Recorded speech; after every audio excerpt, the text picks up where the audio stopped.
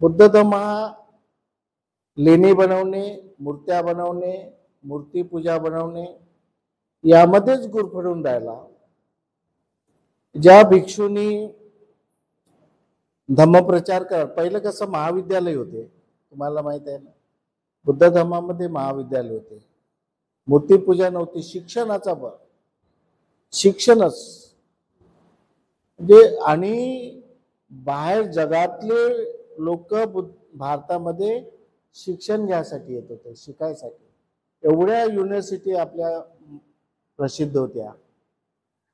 मग यांनी ब्राह्मणांनी सगळं नष्ट केले, युनिव्हर्सिटी खतम केली, विद्यालय खतम केले, ज्ञानाचे दरवाजे पूर्ण बंद करून जे महायान पंथीयाचे जे ब्राह्मण भिक्षू घुसले होते त्यांनी ज्ञानाचे दरवाजे बंद केले आणि मूर्ती सुरुवात केली आणि मूर्ती पूजाला वाव दिला. आजही तुम्हाला थायलंडमध्ये आहे, श्रीलंकेमध्ये आहे, जे बौद्ध राष्ट्र, भारत सोडून बाबासाहेब एकमेव असे व्यक्ती आहेत की ज्यांनी बुद्धाच्या काळातला बुद्ध धम्म, म्हणजे बुद्धाच्या काळामध्ये जो ज्ञानावर आधारित होता, मूर्ती पूजेवर नव्हता, कर्मकांडावर, कारण मूर्त्याच नव्हत्या तर कर्मकांड बी नाही ना, मूर्ती पूजा बी नाही, कोणत्या गाथा नाही ना, कोणत्याही नाही. जे तत्वज्ञान आहे, माणसाला दुःखातून मुक्त करणारा विचार जो तत्वज्ञान आहे, त्या तत्वज्ञानावर डिटेल अशी स्टडी, मनुष्याच्या जीवनामध्ये कोणत्या समस्या येतात, कशा समस्या येतात, त्याचे कारण काय, या सगळ्या डिटेल स्टडी करून त्याचं सोल्युशन काय आहे.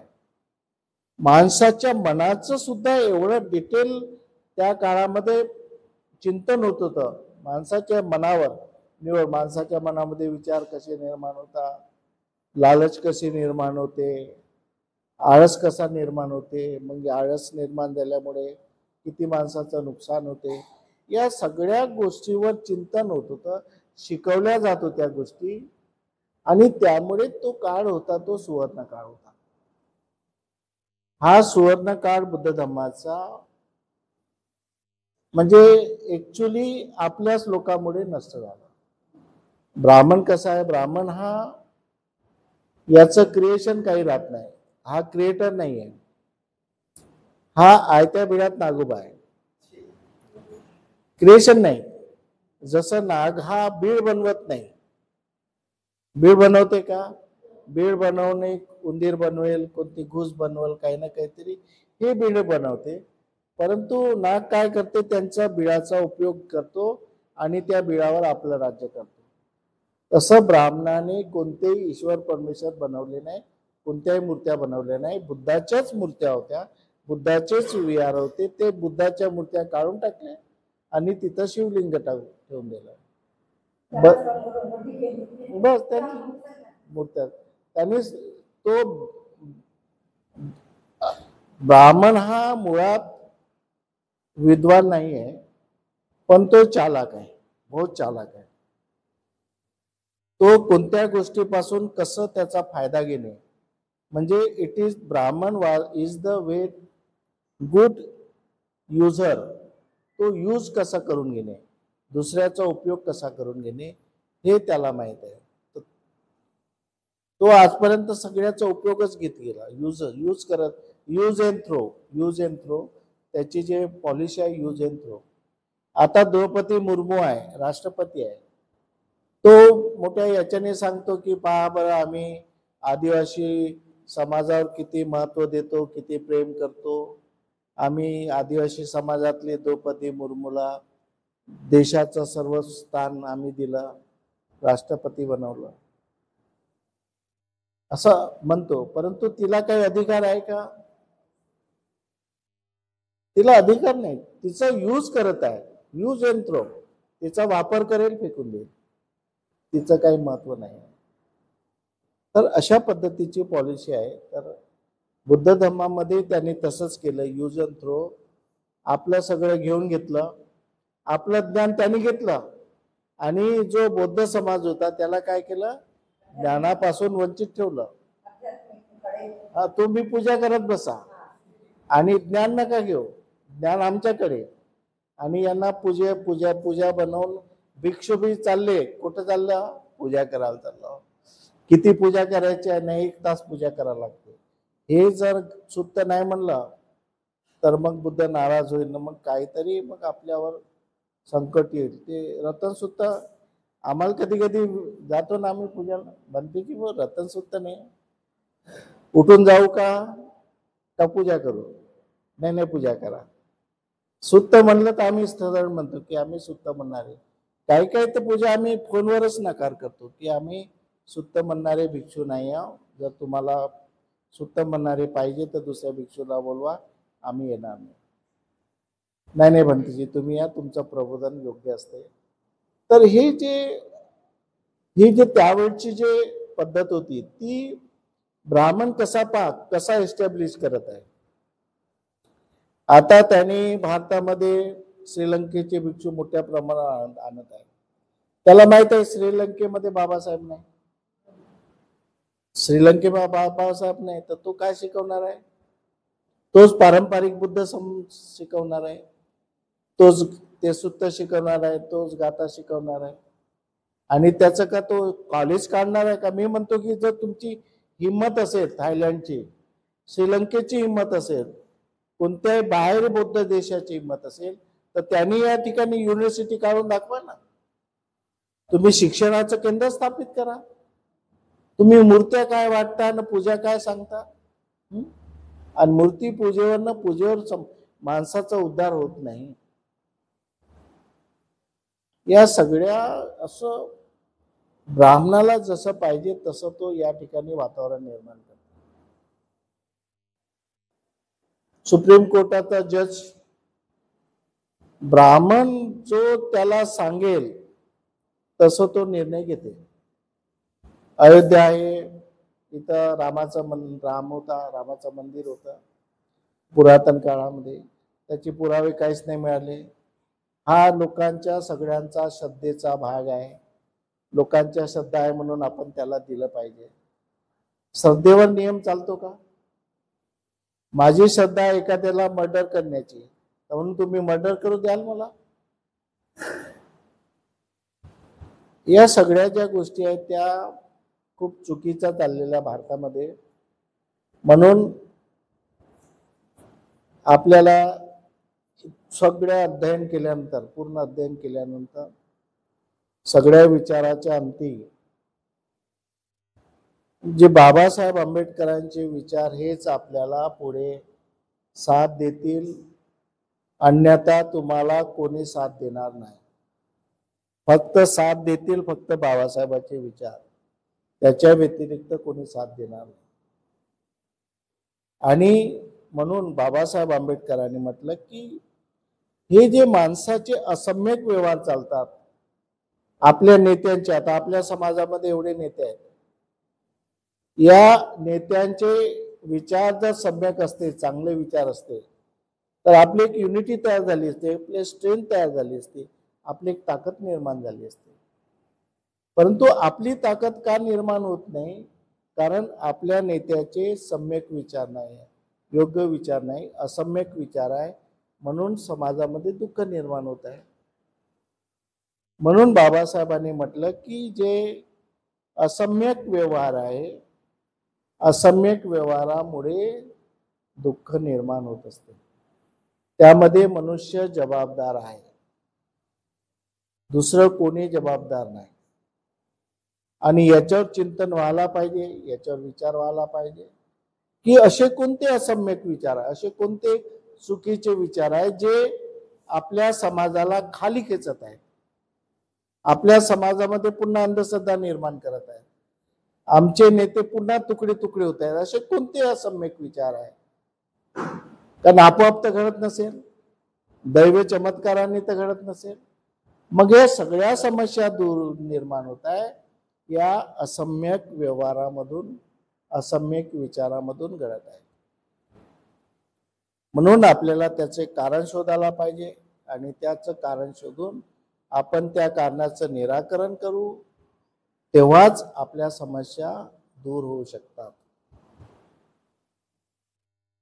एकदम असं क्लिअर कट बाबासाहेबांनी भ्रम कुठंच नाही ठेवला. दोगली नीती बाबासाहेबांनी कधी वापरली नाही. बाबासाहेब असे व्यक्तिमत्व आहे जगातून की डायरेक्ट व्यवहार बाबासाहेबाचा. ईश्वराला नाकारणार, आत्म्याला नाकारणार, चमत्कारिक बाबीला नाकारणारा मनुष्य लिखित स्वरूपात पूर्ण जगामधून कोणी हिंमत नाही केली, पण बाबासाहेबांनी केली.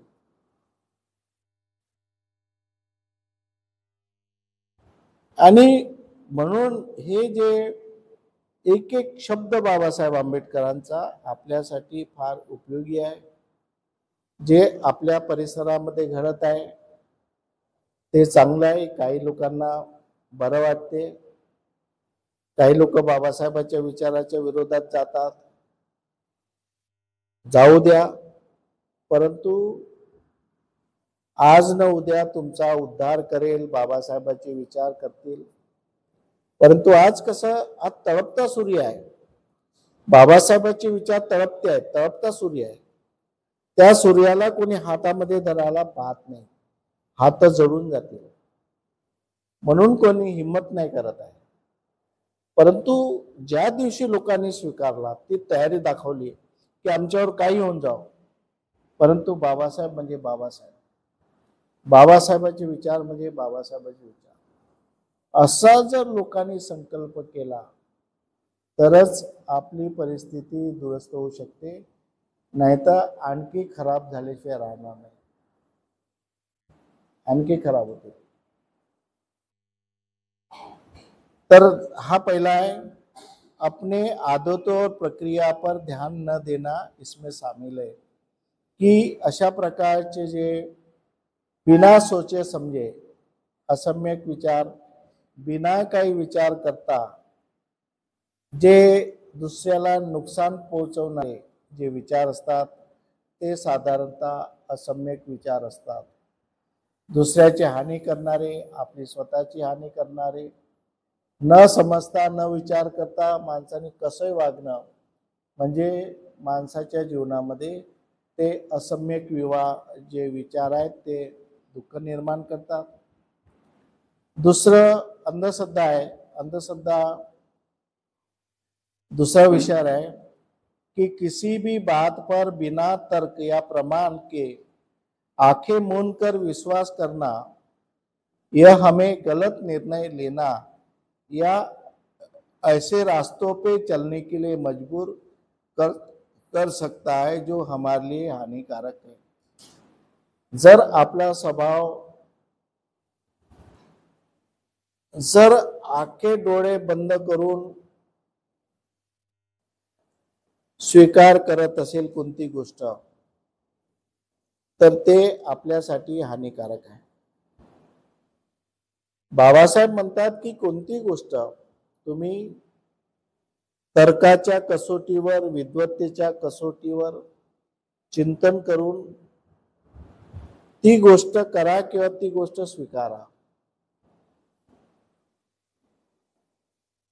आज तुम्हाला माहित नसेल, प्रत्येकाच्या जीवनामध्ये अशा बऱ्याचशा घटना घडल्या असतील की ज्या घटना आपण विचार न करता केल्या, पुढच्या भविष्याचे दृष्टिकोन न घेता, आपल्याला भविष्यामध्ये काय हानी होणार आहे याचा विचार न करता बऱ्याचशा गोष्टी आपण आपल्या हातून घडल्या असतील. त्यामुळे आपल्या जीवनामध्ये समस्या निर्माण झाल्या असतील किंवा समस्या निर्माण होणार आहेत.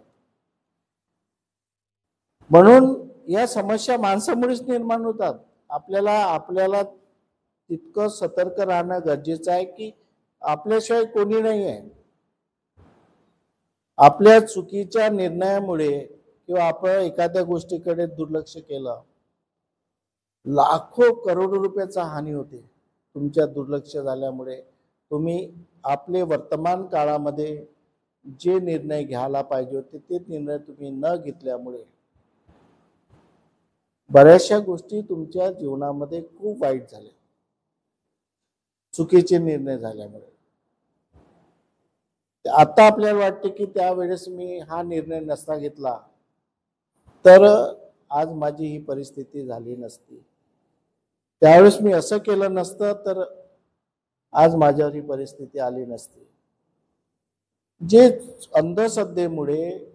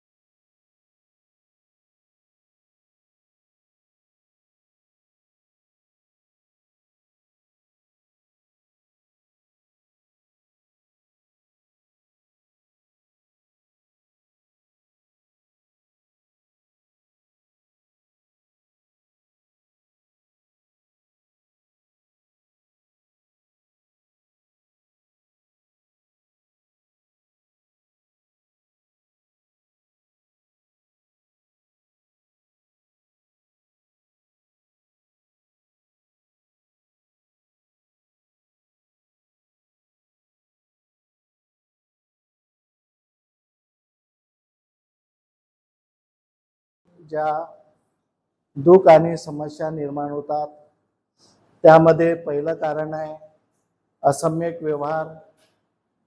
आपला व्यवहार चुकीचा होतो. जसं एक दुसऱ्याशी जो व्यवहार करायला पाहिजे, एक दुसऱ्याशी जसा संबंध ठेवायला पाहिजे, तो संबंध आपण न ठेवता चुकीचा संबंध ठेवतो, चुकीचे विचार करतो, चुकीचे व्यवहार होतात. त्याच्यामुळे आपल्या जीवनामध्ये समस्या निर्माण होतात. दुसरं आहे अंधश्रद्धा, ब्लाइंड फेथ. तर अंधश्रद्धेमुळे जेवढं नुकसान झालं तेवढं अजून कशाही कोणत्याही गोष्टीने नुकसान होत नाही. तुम्ही पहा, जे मृत्यू होतात सगळ्यात जास्त मृत्यू कुठं होतात, कसे होतात? सगळ्यात जास्त कसे होतात, कुठं होतात? धार्मिक स्थळाला जाताना गाड्याचे ऍक्सिडेंट होतात. हजारो लोक ते तिथं धावपळ होते, गर्दी होते, त्याच्यामध्ये चेंगरून कितीतरी कुंभमेळ्यामध्ये कुंभमेळ्याचं सांगितलंच नाही त्यांनी.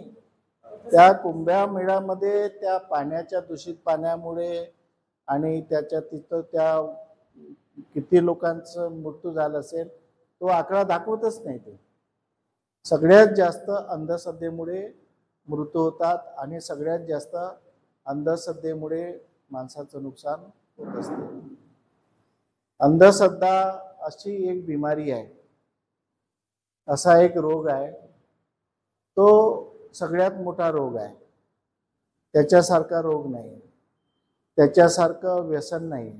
एखादी बिमारी तुमची बसून जाईल औषधी घेतल्यामुळे, पण अंधश्रद्धाची बिमारी लवकर बसत नाही. तो मानतच नाही, डॉक्टरला जवळ येऊन देत नाही, तर बिमारी कशी बसा? अंधश्रद्धेवाला डॉक्टरला जवळ येऊन देत नाही, म्हणते माझी बिमारी मला ठीक आहे. तो बिमार आहे म्हणून स्वतःला समजतच नाही अंधश्रद्धेवाला. बस एक शब्द त्यांचा, काही झालं तर बाहेरचं आहे म्हणते. बाहेरचं आहे, डॉक्टर काय करू शकत नाही. मी किती इलाज घेतली, किती डॉक्टरकडे गेली, कोणत्याच डॉक्टरकडे जात नाही. या छोट्या छोट्या डॉक्टरकडे जाते, स्पेशालिस्टकडे जात नाही. परंतु ते काय म्हणते, मी या डॉक्टरकडे गेली होती, त्या डॉक्टरकडे गेली होती, पण बरं नाही झालं. मग त्या पूजेकडे गेलो, त्या देवस्थानामध्ये गेलो आम्ही, तर आमची प्रकृती ठीक झाली. अशा प्रकारचा प्रचार इतक्या मोठ्या प्रमाणात केला जाते. आणि ही पॉलिसी आहे, ही नीड आहे, इट इज द नीड. ही आवश्यकता आहे, कारण त्यांना शासन चालवायचं आहे. त्यांना तुमच्यावर राज्य करायचं आहे. म्हणून अंधश्रद्धा निर्माण करणे, अंधश्रद्धेला लोकांना भुलवण निर्माण करणे, भुलवणे, भटकवणे हे शासनाची जबाबदारी आहे. कारण शासनाला माहित आहे की एखाद्या गावामध्ये आपण एखादी देऊळ बनवून टाकलं, देवाची मूर्ती स्थापना केली की त्या गावचं सर्व वोटिंग आपल्याला भेटते. आणि बस एकदा एक चिमूरकडे आमदार आहे, त्यांनी मागच्या वेळेस